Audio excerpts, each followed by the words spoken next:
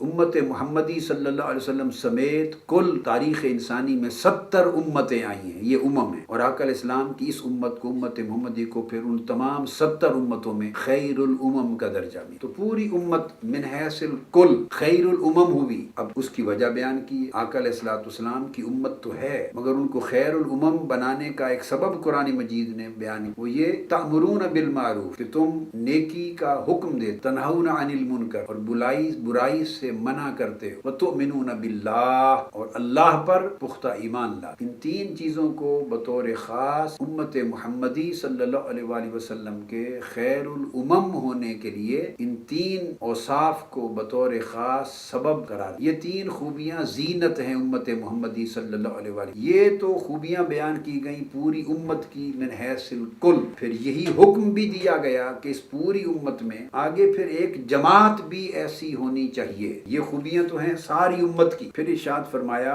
قرآن مجید میں سورہ آل عمران کی آیت نمبر 104 میں کہ پھر اس پوری امت کے اندر ایک جماعت بھی بطور خاص ایسی ہونی چاہیے، یعنی لوگوں کا ایک گروہ ایسا ہونا چاہیے، اور اس گروہ میں ہر زمانے میں ایک تسلسل ہونا چاہیے کہ وہ گروہ، وہ جماعت ہر زمانے میں موجود رہے اور قیامت تک وہ گروہ موجود رہے، وہ جماعت موجود رہے۔ وہ کیا؟ اس جماعت کی خوبی بھی بیان کی کہ وَلْتَكُمْ مِنْكُمْ أُمَّةٌ، اور تم میں سے ایسے لوگوں کی ایک جماعت ضرور ہونی چاہیے جو يَدْعُونَ إِلَى الْخَيْرِ، جو لوگوں کو خیر کی دعوت دیتے ہیں، وَيَأْمُرُونَ بِالْمَعْرُوفِ، اور نیکی کی طرف لوگوں کو بلاتے رہیں، وَيَنْهَوْنَ عَنِ الْمُنْكَرِ، نیکی کا حکم دیتے رہیں اور برائی سے روکتے رہیں۔ امت کا ذکر کیا تب بھی یہ چیزیں بیان فرمائی کہ امر بالمعروف، نہی عن المنکر، اور ایمان باللہ، اور امت میں ایک جماعت کے قیام پر زور دیا اور ایسی جماعت کے موجود رہنے پر زور دیا، تو تب بھی تین چیزیں ارشاد فرمائیں، دعوت الی الخیر،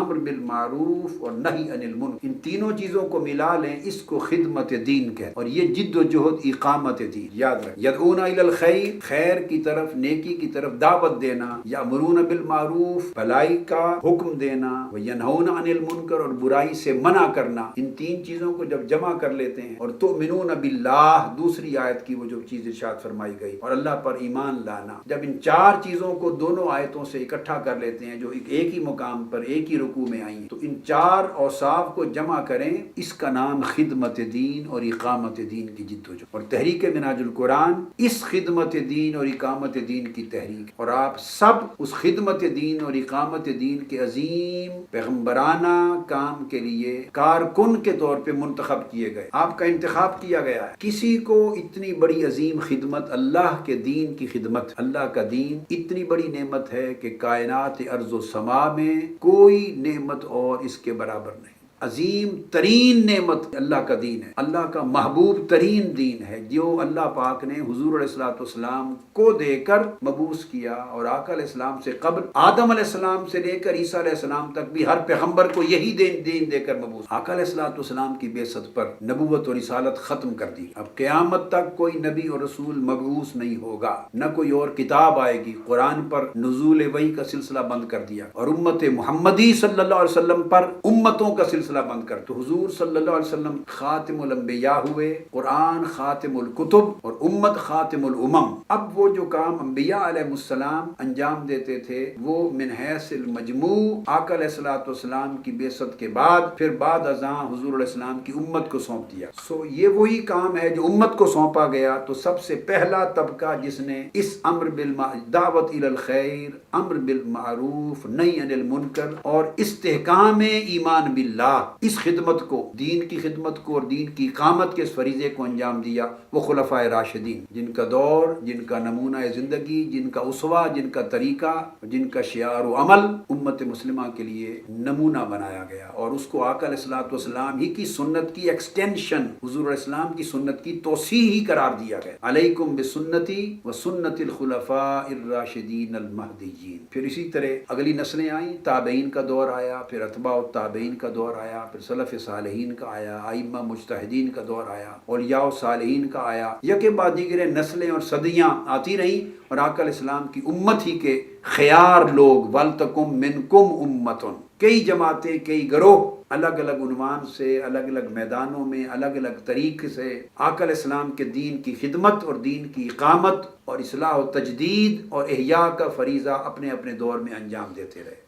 اور یہ تسلسل آج تک قائم ہے، اور اسے سیدنا عیسیٰ علیہ السلام کے نزول تک اور سیدنا امام محمد مہدی علیہ السلام کی ولادت تک، جب وہ دور آئے گا جب دجال بھی آ چکا ہوگا اور اس کے ساتھ آخری جہاد ہوگا، جہاد میں دجال قتل ہوگا اور اسلام کا غلبہ دوبارہ لوٹ آئے گا روئے زمین پر، اس وقت تک یہ تسلسل خدمت دین اور اقامت دین کا جاری رہے۔ وہ لوگ خوش نصیب تھے، خوش نصیب ہیں اور آئندہ خوش نصیب ہوں گے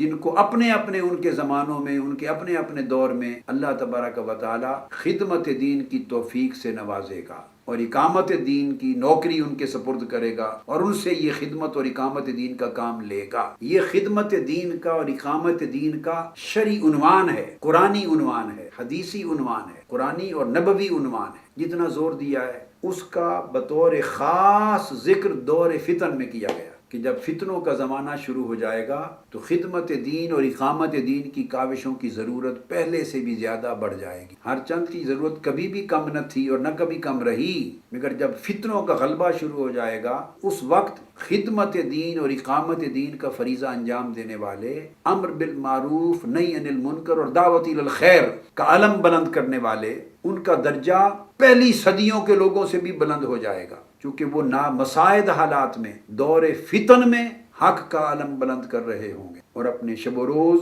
مشکلات میں گھر کر ناموافق حالات کے اندر وہ اپنے شب و روز صرف کر کے، اپنی توانائیاں صرف کر کے، وقت صرف کر کے، مال و دولت صرف کر کے، اپنے آرام چھوڑ کر اخلاص اور للہیت کے ساتھ دعوت الی الخیر، امر بالمعروف اور نہی عن المنکر کا فریضہ انجام دیں گے، جبکہ حالات نامساعد اور ناموافق ہوں۔ اور امت میں جب بھی امر بالمعروف اور نہی عن المنکر یعنی خدمت و اقامت دین کا کام امت میں جب رک جائے گا، جب لوگ یہ کام چھوڑ دیں گے تو اللہ رب العزت کا عمومی عذاب امت کو گھیر لے گا۔ جس ملک میں یہ کام رک جائے گا اس ملک پر اللہ کا عمومی عذاب آ جائے گا۔ جس طبقے میں، جس خطہ ارضی پر یہ کام رک جائے گا اسی خطے میں، اس طبقے میں اللہ رب العزت کا عذاب بالعموم اجتماعی طور پہ ساروں کو اپنے گھیرے میں لے لے گا۔ تو دور فتن میں یہ طے شدہ بات ہے، عذاب اللہ کا اس وقت تک مؤخر رہے گا، لوگ اللہ کے عذاب سے اس وقت تک بچے رہیں گے جب تک خدمت و اقامت دین کا کام کرتے رہیں گے، خدمت و اقامت دین کی برکت سے اللہ کے عذاب سے بچے رہیں گے، اور جب یہ کام روک دیں گے تو اللہ رب العزت کا عذاب پوری کی پوری قوم کو، اس طبقے کو اپنی لپیٹ میں لے لے۔ کہ سیدنا ابو بکر صدیق رضی اللہ تعالیٰ عنہ نے اپنے خطبہ کے دوران یہ آیت کریمہ پڑھی، اے ایمان والو اپنی جانوں کی حفاظت کرو، اصلاح کرو اپنی جانوں کی، اسے ہدایت اور خیر پر مضبوط و مستحکم کرو تاکہ جو گمراہ ہو جائیں، اگر تم ہدایت پر قائم رہو تو ان کی گمراہی تمہیں نقصان نہ پہنچا سکے۔ اس آیہ کریمہ کو، یہ سورہ المائدہ کی آیت نمبر 105 ہے، تلاوت کر کے ثم قال ان الناس يدعون هذه الآية على غیر موضعها، ارشاد فرمایا کہ لوگ اس آیت کریمہ کا مفہوم غلط سمجھتے ہیں اور اس کا جو اصل موقع اور محل ہے اس سے ہٹا کر اطلاق کرتے ہیں، اور اس سے معاذ اللہ یہ اخذ کرنے کی کوشش کرتے ہیں کہ شاید امر بالمعروف اور نہی عن المنکر کی حکم کا وجوب اور فرضیت ایک زمانے میں اٹھ جائے گا۔ تو آپ نے اصلاح کی کہ امر بالمعروف اور نہی عن المنکر یعنی خدمت و اقامت دین کا فریضہ کسی زمانے میں تم پر معطل نہیں ہوگا، اور آپ نے ارشاد فرمایا الا وانی سمعت رسول اللہ صلی اللہ علیہ وآلہ وسلم یقول ان القوم اذا رأوا الظالم فلم یاخذوا علی یدیہ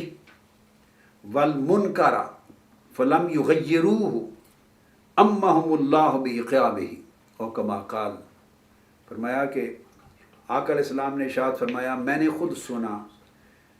آپ کا ارشاد گرامی، آپ نے فرمایا کہ اگر کوئی قوم فتنوں کے زمانے میں ایسا دور آ جائے گا کہ وہ ظالموں کو خود دیکھیں گے، ظالم حکمران ہیں، ظالم لیڈر ہیں، ظالم امراء ہیں، ظالم کو دیکھیں گے ظلم کر رہے ہیں اور وہ ان کے ہاتھ نہیں روکیں گے ظلم سے، اٹھیں گے نہیں ان کے خلاف، آواز بلند نہیں کریں گے، معروف کا امر نہیں دیں گے اور منکر کی نہیں کریں گے، اور منکر کو، برائی کو، بے حیائی کو، گناہ کے امور کو، اللہ کی نافرمانی کو دیکھیں گے اور اس کو بدلنے کے لیے، احوال کے بدلنے کی کوشش نہیں کریں گے، اس کو بدلیں گے نہیں، اس کے لیے اسٹرگل نہیں کریں گے، جد و جہد نہیں کریں گے۔ تو اگر لوگ حالات کو ان کے حال پہ چھوڑ کر امر بالمعروف نہی عن المنکر، یعنی خدمت و اقامت دین اور دعوت و اشاعت دین کا فریضہ ترک کر دیں گے تو کیا ہوگا؟ امہم اللہ بعقابہ، اللہ تعالیٰ پھر اس پوری کی پوری قوم کو اپنی عذاب کی لپیٹ میں لے لے گا، کوئی بھی نہیں بچے گا، ساری قوم پر طرح طرح کے عذاب اور عقاب مسلط کر دیے جائیں گے۔ آقا علیہ الصلوۃ والسلام نے اس باب میں کیا کیا فرمایا، ان چند احادیث کو آپ کے سامنے رکھ دوں۔ آقا علیہ الصلوۃ والسلام نے فرمایا کہ بنی اسرائیل کی تاریخ میں جو عذاب اللہ کی طرف سے آیا اور ان پر گرفت آئی اور مواخذہ کیا گیا اور طرح طرح کی سزائیں ملی ان کو، کہ کئی خنزیر کی طرح ان کے چہرے مس کر دیے گئے، کئیوں کے بندر بنا دیے گئے، قردۃ خنازیر، کوئی خنازیر بن گئے، خنزیر بنا دیے گئے، کوئی بندر بنا دیے گئے، اور طرح طرح کے اور عذاب آئے۔ فرمایا اس کی ابتدا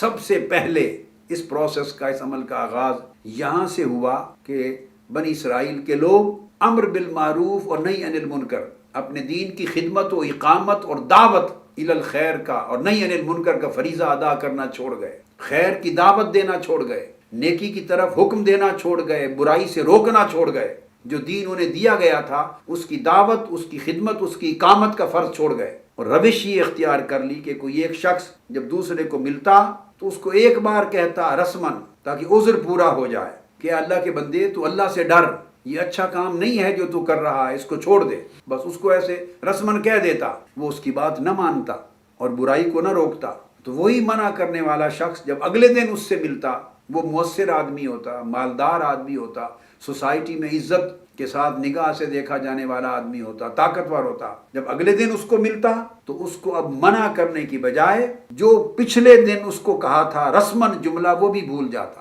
پھر اس کے ساتھ مل کر کھاتا، اس کے ساتھ مل کر پیتا، اس کا ہم مجلس ہو جاتا، اس کے ساتھ چونکہ مجلس رکھنا چاہتا تھا، دوستی رکھنا چاہتا تھا، اس کی صحبت و مجلس میں شریک رہنا چاہتا تھا، اس کے ساتھ کھانے پینے کے عمل میں شرکت چاہتا تھا، اس کی وجہ سے دوبارہ وہ امر بالمعروف اور نہی عن المنکر کی بات رسمن بھی نہیں دہراتا تھا، بھول جاتا تھا۔ انہوں نے گویا اس فریضے کا مذاق اڑا لیا۔ اس پر اللہ پاک نے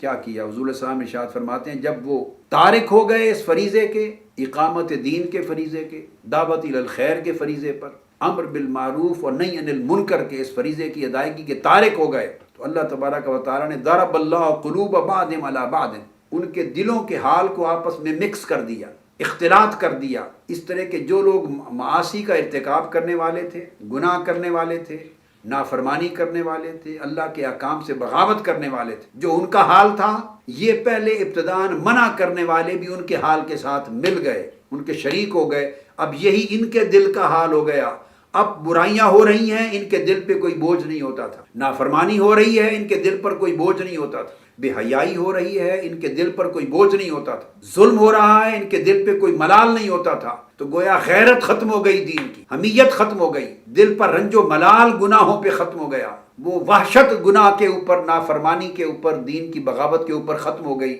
اور گل مل گئے، ان کی کیفیتیں ایک جیسی ہو گئیں، ان کے دل آپس میں ایک دوسرے جیسے موافق ہو گئے ایک دوسروں کے، ارتکاب گناہ کرنے والے بھی اور ارتکاب گناہ جو خود تو نہیں کرتے تھے مگر جنہوں نے فریضہ دعوت و اقامت دین کا چھوڑ دیا تھا، چپ ہو گئے تھے، وہ لوگ بھی، حالانکہ خود وہ گناہ نہیں کرتے تھے مگر روکنا چھوڑ گئے تھے، ان کو منع کرنا چھوڑ گئے تھے، حق کی دعوت دینا چھوڑ گئے تھے، دونوں کے دل اللہ نے ایک جیسے کر دیے اور دونوں کے اندر معصیت بھر گئی، دین کی غیرت اٹھ گئی، اور ان کے اندر الحب فی اللہ اور البغض فی اللہ کے ختم ہوتے ہی ان کے اندر خیر ختم ہو گئی۔ پھر حضور علیہ السلام نے فرمایا تو اللہ رب العزت نے پھر ان قوموں کو، بنی اسرائیل کی اس قوم کو، حضرت داؤد علیہ السلام کی زبان کے ذریعے ان پر لعنت بھیجی، پھر سیدنا عیسیٰ علیہ السلام کی زبان کے ذریعے ان پر لعنت بھیجی۔ یہ سورہ المائدہ کی آیات ہیں، آیت نمبر 38 سے آیت نمبر 81 تک پوری مضمون ہے۔ اور ان پر لعنت بھیجی اور فرمایا کہ یہ اس وجہ سے کہ انہوں نے اللہ کے دین کی دعوت اور اقامت کا فریضہ ترک کر کے نافرمانی کی اور حد سے بڑھ گئے، یعنی گناہ کرنے والے، بے حیائی کرنے والے، دین کا مذاق اڑانے والے، دینی احکام کو نظر انداز کرنے والے، خود بھی وہ بھی، اور جنہوں نے امر بالمعروف اور نہی عن المنکر اور دعوت الی الخیر، خدمت و اشاعت و اقامت دین کا فریضہ ادا کرنے میں جنہوں نے کمپرومائز کر لیا تھا، ترک کر دیا تھا فریضہ، وہ بھی سارے اللہ کے ہاں حد سے گزرنے والے گناہگار بنے۔ اللہ کا ان کے اوپر عذاب آیا اور ارشاد فرمایا وَلَوْ كَانُوا يُؤْمِنُونَ بِاللَّهِ وَالنَّبِيِّ وَمَا أُنزِلَ إِلَيْهِ مَا اتَّخَذُوهُمْ أَوْلِيَاءَ وَلَكِنَّ كَثِيرًا مِّنْهُمْ فَاسِقُونَ۔ اگر وہ حقیقت میں اللہ پر ایمان لانے والے ہوتے اور حقیقت میں نبی پر یعنی انبیاء پر ایمان رکھنے والے ہوتے اور اللہ کی جو وحی ان پر نازل ہوئی تھی حقیقت میں اس کو ماننے والے، دل سے ماننے والے ہوتے، تو متخذوہم اولیاء،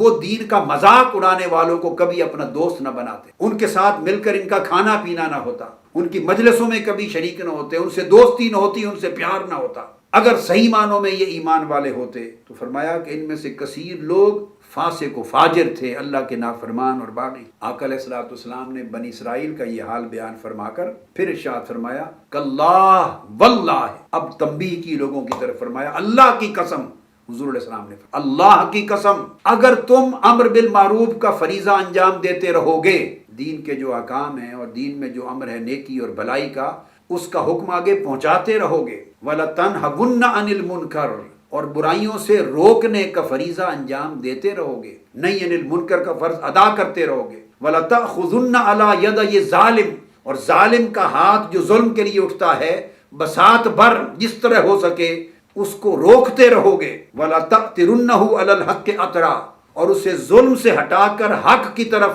لانے کی جد و جہد کرتے رہو گے، ظلم سے باز رکھنے اور حق کی راہ پر، درستگی کی راہ پر اسے گامزن کرنے کی سٹرگل جاری رکھو گے تو بچے رہو گے اللہ کے عذاب سے، اور اگر ایسا نہیں کرو گے تو آقا علیہ السلام نے فرمایا، یہ عبداللہ ابن مسعود رضی اللہ تعالیٰ عنہ راوی ہیں، فرمایا اول یضربن اللہ بقلوب بعضکم علی بعض، تو بنی اسرائیل کی طرح اللہ تعالیٰ تمہارے دلوں کو بھی ایک جیسا کر دے گا، یعنی رشوت لینے والے، کرپشن کرنے والے، شراب خوری کرنے والے، بدکاری کرنے والے، لوٹ مار کرنے والے، اللہ کے دین کا مذاق اڑانے والے، بغاوت کرنے والے، اللہ کے دین کے احکام کو توڑنے والے، وہ سارے معاصی کرنے والے لوگ، اور تم لوگ ان کو نہ روکنے والے، اللہ کے دین کی دعوت کو بلند نہ کرنے والے، امر بالمعروف کا فریضہ چھوڑ دینے والے، نہی عن المنکر کا فریضہ چھوڑ دینے والے، دعوت الی الخیر کا فریضہ چھوڑ دینے والے، چپ ہو جانے والے، اپنی غیرت اور حمیت کو ان کا گلا دبا دینے والے، تم لوگ انہی جیسے کر دیے جاؤ گے، جیسے ان کے دل سیاہ ویسے تمہارے دل سیاہ، جیسے ان کے مقدر سیاہ وہی تمہارے مقدر سیاہ، جو ان کا انعام اعمال وہی تمہارا انعام اعمال بنا دیا جائے۔ ثم، پھر فرمایا لَيَنْأَنَنَّكُمْ كَمَا لَعَنَكُمْ، پھر اللہ تبارک و تعالی تم سب پر اسی طرح مشترک لعنت بھیج دے گا، تم سب کو مشترکہ طور پہ، اجتماعی طور پہ، کلیتاً اپنی رحمت سے محروم کر دے گا، جیسے اس نے بنی اسرائیل پہ لعنت بھیجی، ان کو محروم کیا تھا، وہ اشر تمہارا ہو جائے۔